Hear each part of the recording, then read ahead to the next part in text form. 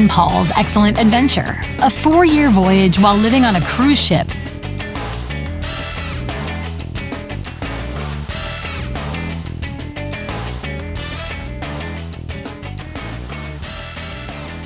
You're pretty far from land, so I don't know.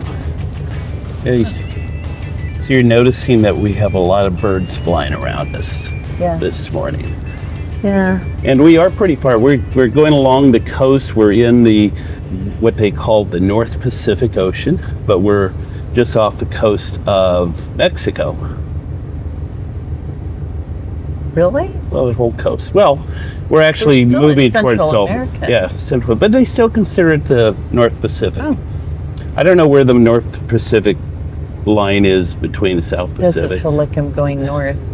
Oh, you are going north, though. That's the But thing. it doesn't feel Very like slowly. Doesn't. We're feel doing a early morning podcast. I wonder if you can see the together. birds. I wonder if they can see the birds. I don't know. We'll have to shoot We're some. doing an ocean view Yeah, today. there really are quite a few. Yeah. But wasn't it with the early explorers, the ship explorers? Isn't that how they sensed they were close to land? Is that they started to see birds? Wasn't that the idea? Because I guess birds can only fly so far into the ocean, so we must be close enough to land. I don't see the landmass behind us, and it would really actually be. We did yesterday as we were traveling. I don't know. Maybe Yeah. these are adventurous birds. Yeah, could be. I don't know. We're It's coming pretty good. to you today from the pool deck of the ship, and it is early morning. It's just a little after 7 o'clock in the morning. We kind of wanted to get together with you and fill you in. It's a sea day. Yesterday was the sea day. Today's the sea day. Today was the sea day too.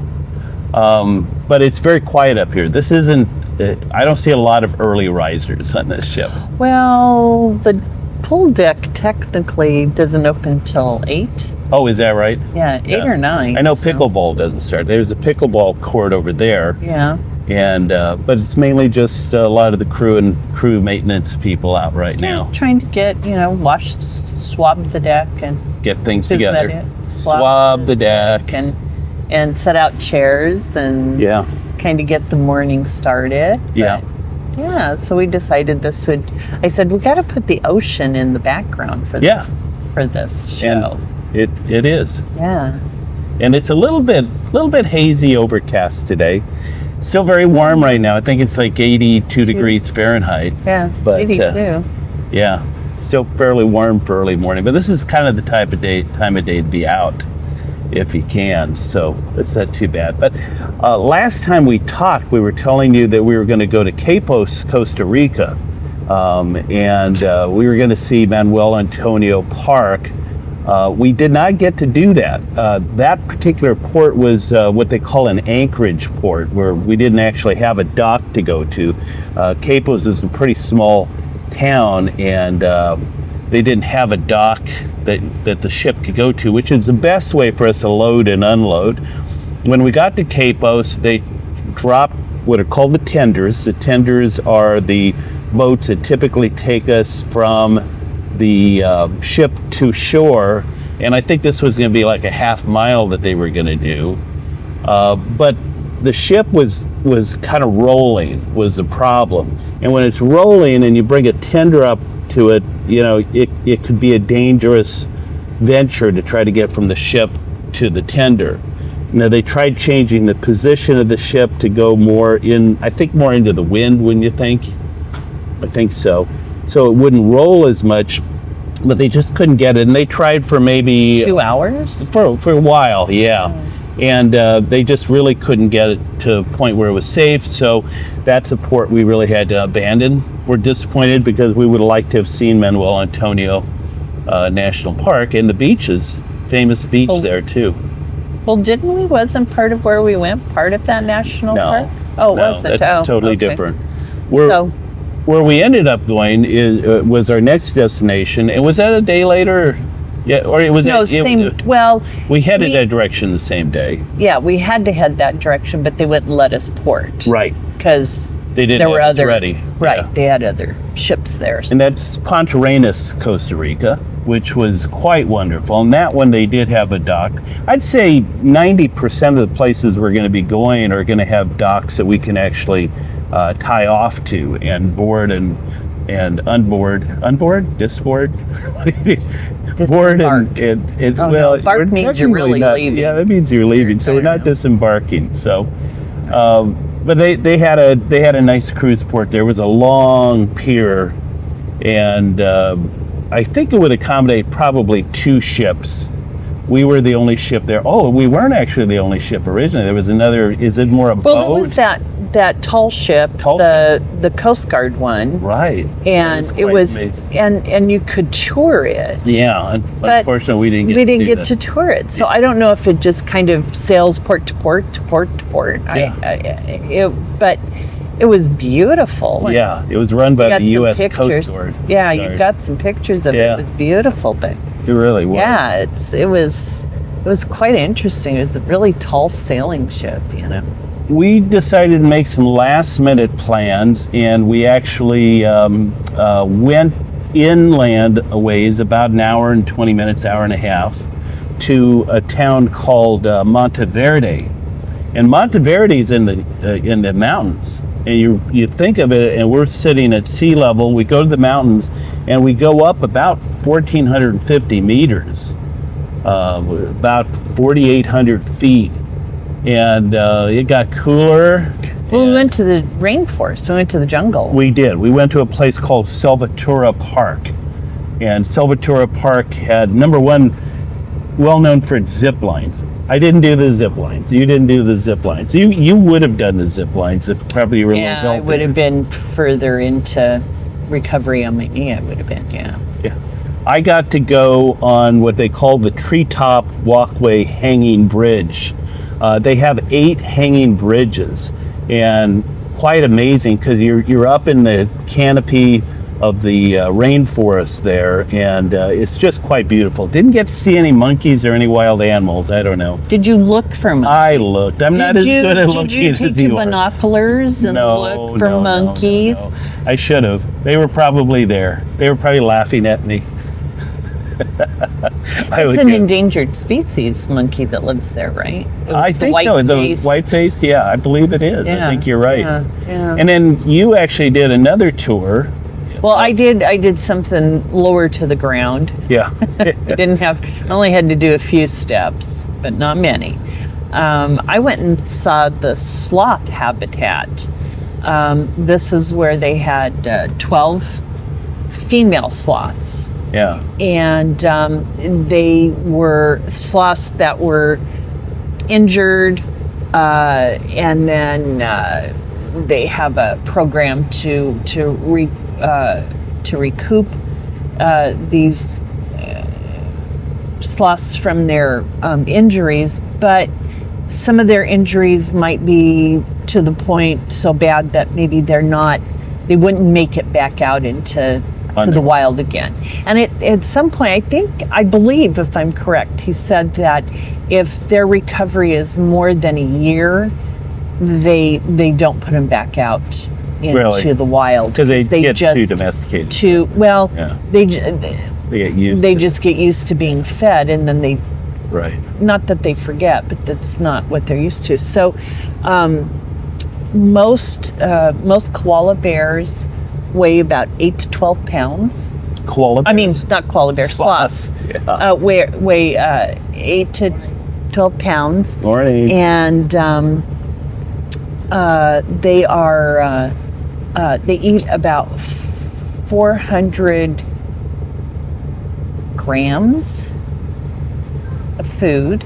Okay. Grams is the metric. I hope it is. Yeah. Okay. But they'll eat so there's certain leaves of the trees that they eat, which help create the bacteria in their bodies to digest the food. But they only eat one time a day. And I know this sounds gross, but they only poop one time a day. But it takes all day for their food to digest. They've got a 4-compartment stomach, so it has to go through the process. So it's very slow in their process, and they will spend probably 20 hours a day just sleeping up in the trees, just hanging. So some kind of curl up. I've got some pictures. Some Yeah. are kind of curled up. They kind of use their fur and, kind of camouflage themselves because their hair or fur is kind of their camouflage because they kind of just blend right They're in with really the trees. hairy creatures, aren't they? Hairy? Hairy. Oh, hairy creatures. They have long hair. They do. They really do. And the ones that we had at this sanctuary were two different types of sloths. Mm-hmm. There's the white-faced sloth, which has a longer neck, and a brown-faced sloth that has a shorter neck, which is kind of different. There's also a pygmy sloth that is more lives more in Panama. Oh, and those are the ones. So I wonder. I don't know. Yeah. I mean, they didn't look too pygmy to me, but they could have been. We've learned more about these were sloths 2 and than we'd 3 ever wanna toe. know. Yeah, these are 2 and 3 toed sloths at this one, if they're not, it's a governmental law in Costa Rica. They're not allowed to breed the species once they're in captivity. Oh, So these were sense. all 12 females. There would be, if it was a male that they had to rescue or heal, that would be in a different facility. And he was telling me that a lot of times, I think everything is a predator to a sloth because they don't move fast, right? Yeah. I mean, jaguars will, and those white-faced monkeys will take the babies. Oh, Sloth really? babies, yeah. Oh, I didn't know. It's a It brutal takes world. a out there. year. It takes a year it takes 11 months for gestation for the sloth.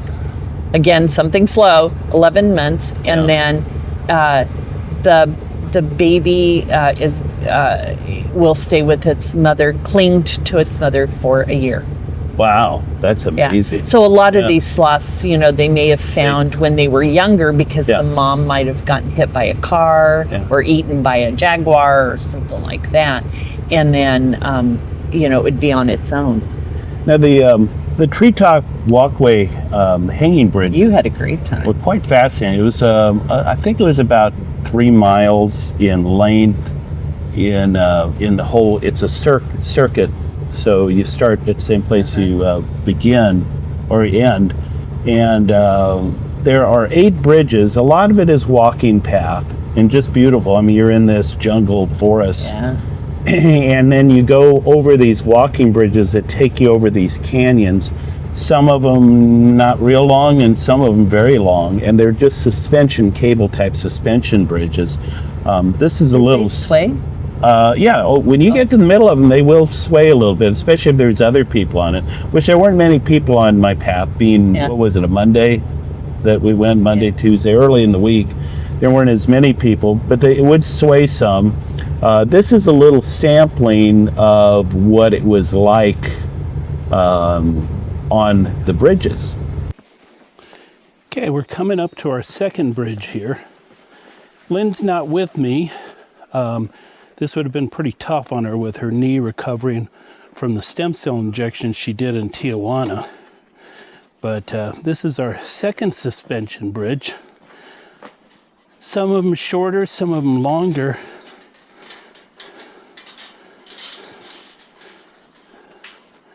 Oh, this is really amazing. The foliage is just tremendous.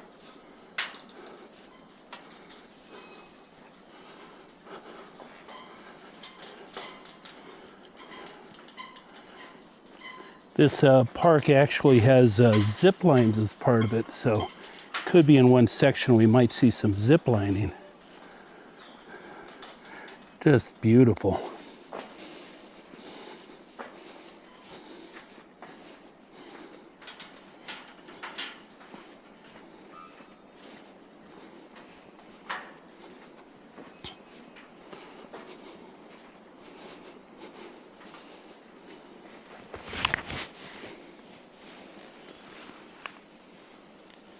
And as you can see, it is quite amazing when you get to that center part of the bridge and you're kind of looking all around, this would be a good time to probably tell you we're started another YouTube channel with this trip, in that we're doing Lynn and Paul's Amazing Places. And what it is it's going to be an expanded version of some of the things we talk about on the podcast.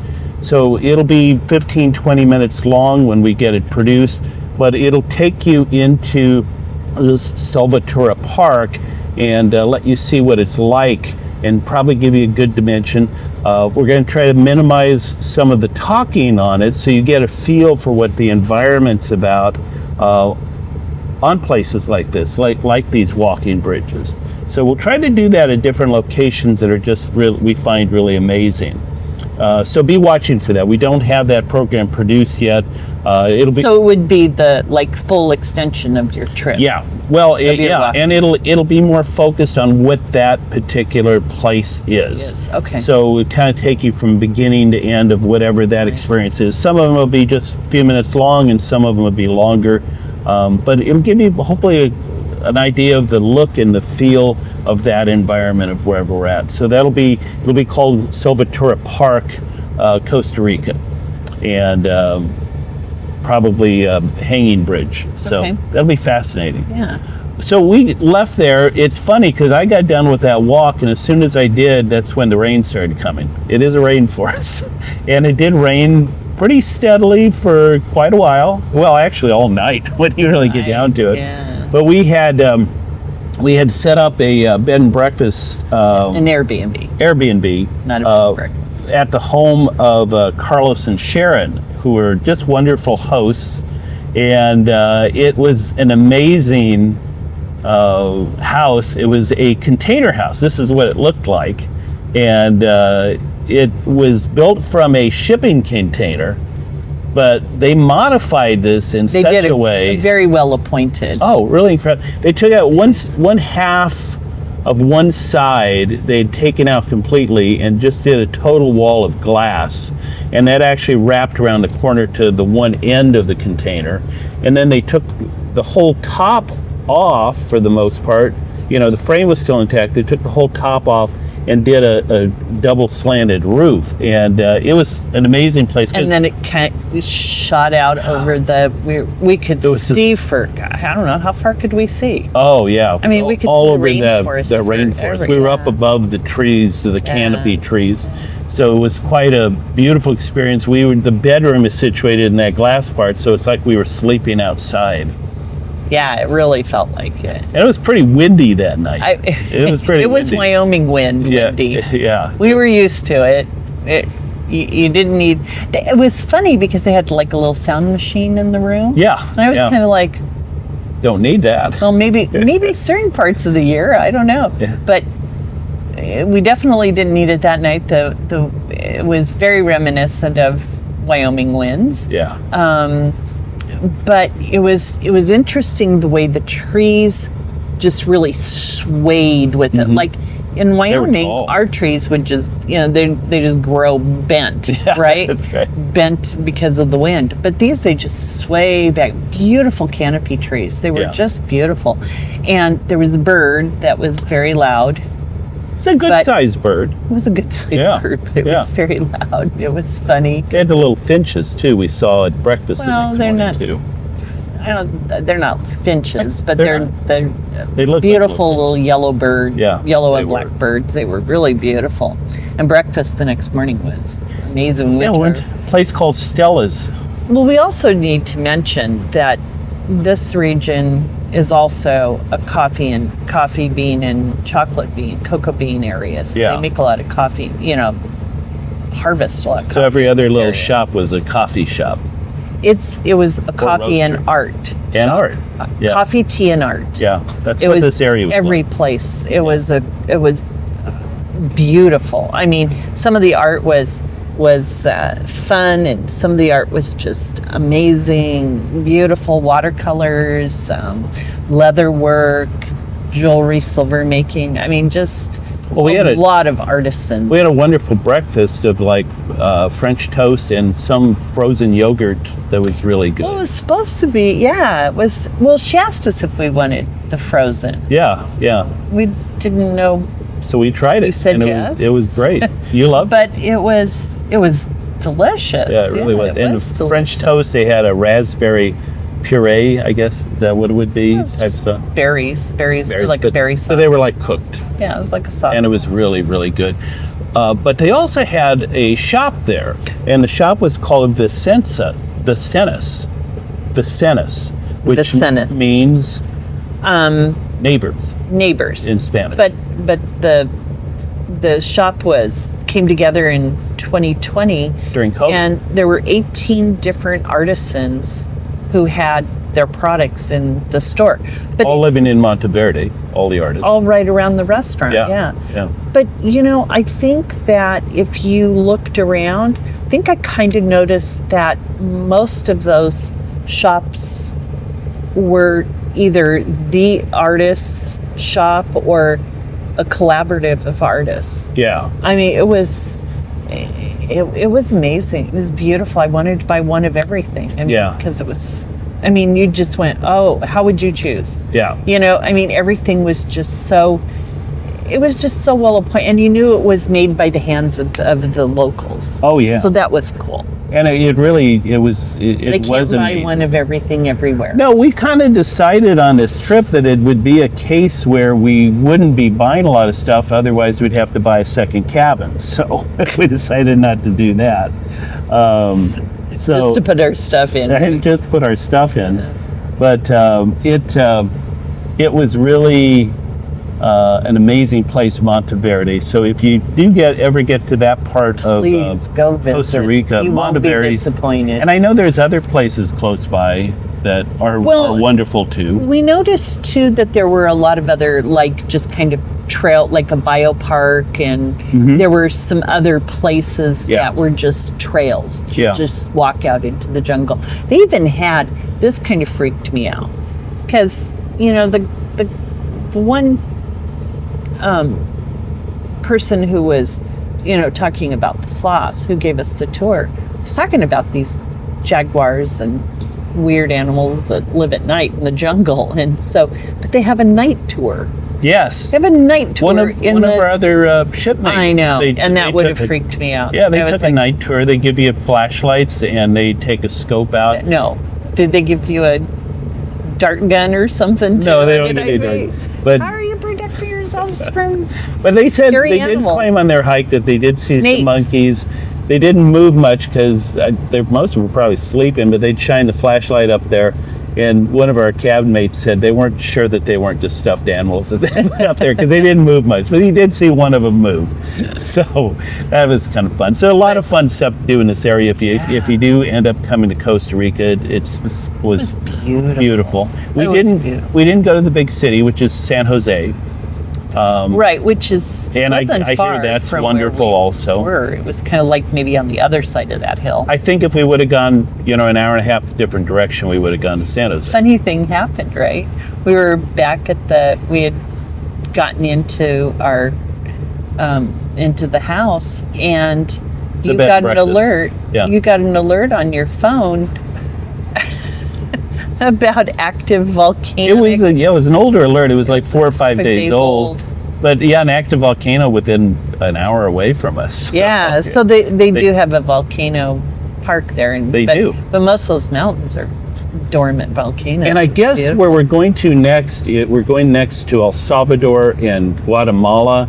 And both of those countries have current active volcanoes, I guess. Yeah. So it'll be interesting. We haven't decided where we're going to go on that trip, but I'm sure it'll be fascinating, and we'll keep you up to date on that. We did want to tell you a couple things about what's going on with the website and all, and let you know. We now have current episode up on the website, so if you have trouble finding us either on YouTube or Spotify or Apple Music with this particular show, you can always go there and actually watch off the site. There's links in there, and there are links to all of the podcast locations, so that's easy. We appreciate it if you give us a thumbs up, and if you subscribe to the podcast, that really helps us out. And if you can encourage to have other people subscribe, we're starting to build a pretty good little community from folks that are watching this, and we want to really kind of involve you and answer a lot of your questions. For that reason, we've actually put a forum now on the website. This was suggested to me by a consultant of ours. Go ahead, a consultant. Yeah, a consultant. And so we're going to start this Q&A. forum, a good place to answer questions. I know some of you don't like to post comments or questions on social media, either YouTube or Spotify or any of those places. If you'd like to post your question, be part of the forum, go to Lynn and Paul's excellentadventure.com, and you'll now see the place to actually join the forum if you like. And you will have to register, so there's not going to be, it won't be a place where there'll be a lot of trolls and things, because we'll vet a lot of that and watch that and make sure that it'll be a good, safe place to have discussions about different places. Tell us about your experiences around the world too. It's something we want to share with people. But but I mean, if they send us, like, because we know people that have traveled extensively, and tell us where's a good, what restaurant or where we should go. I will tell you, last night I did remember our friends Steve and Diane are going to be going to Italy, to the Florence area, and I did send them a couple of notes that we had. The only thing was I couldn't find the name of the restaurant, family restaurant that we ate at. So I gave them the other restaurant that and said, make a reservation now. Make sure you have a reservation to get in. And that one was good. But yeah, those are the kinds of things we can share, that we can keep passing that information along. If you found a great restaurant in a certain area, or a activity that we might want to check out that you think we might enjoy, or we have a question that we do already. Yeah, we do have a question. You just did this. That's amazing. Well, it's not through the forum. This actually came other sources. This is from Elaine in the United States, and the question is, how did you decide on 4 years? What were the factors leading to this decision and the length of time? Did it have to do with how ship contracts, or just a personal decision? Maybe we didn't explain this very well in the earlier episodes, but 4 years is roughly the time it takes to circumnavigate the Earth on this particular cruise that's set up.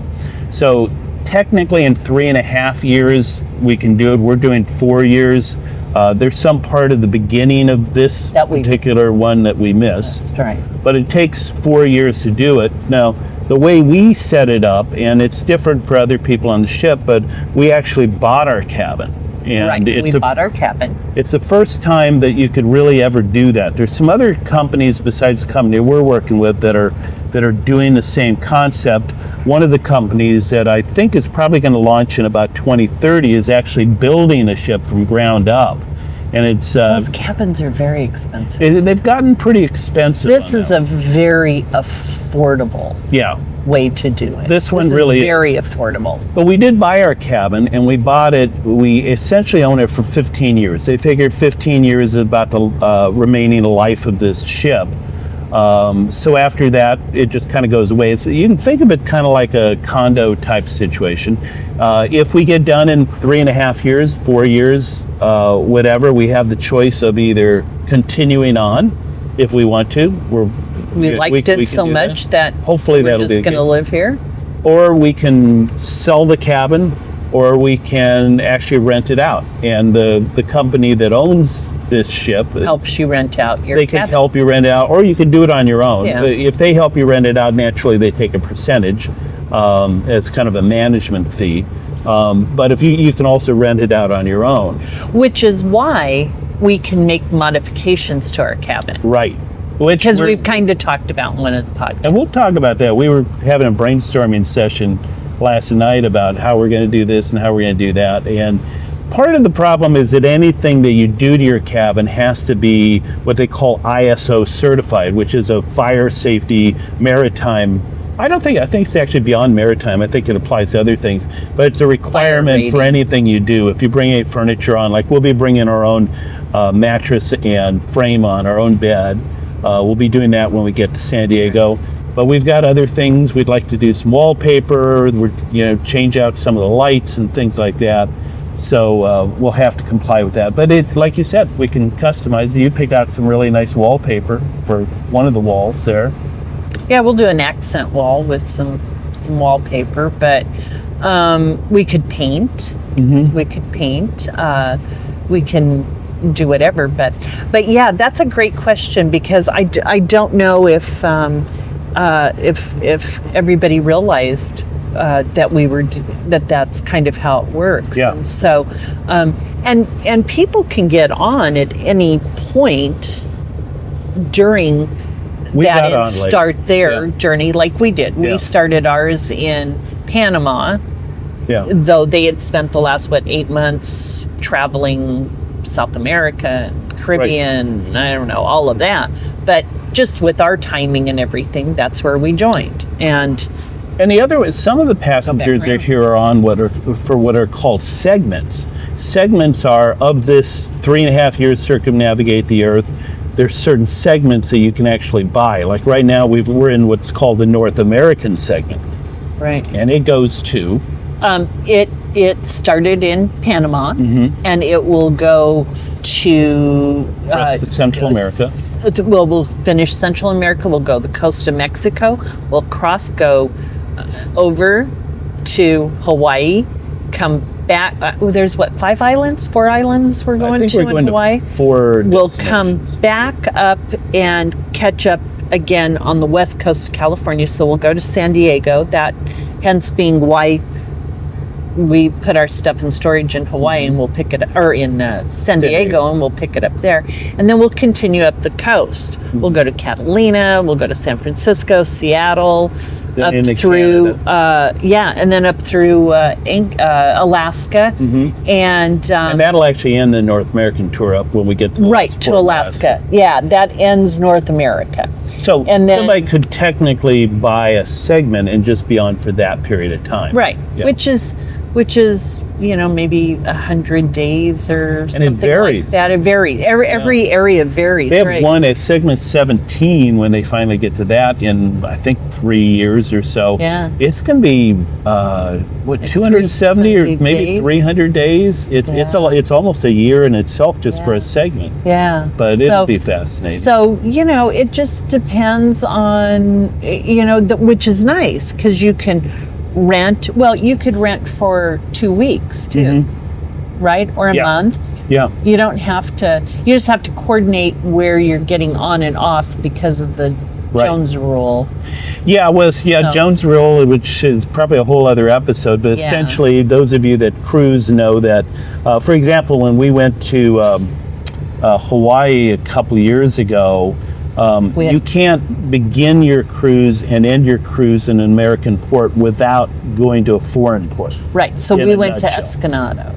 Escondido. Right. Which was a fun. Fun. But before we could go back to San Diego after that Hawaiian cruise, we had to stop. Which was just like an hour.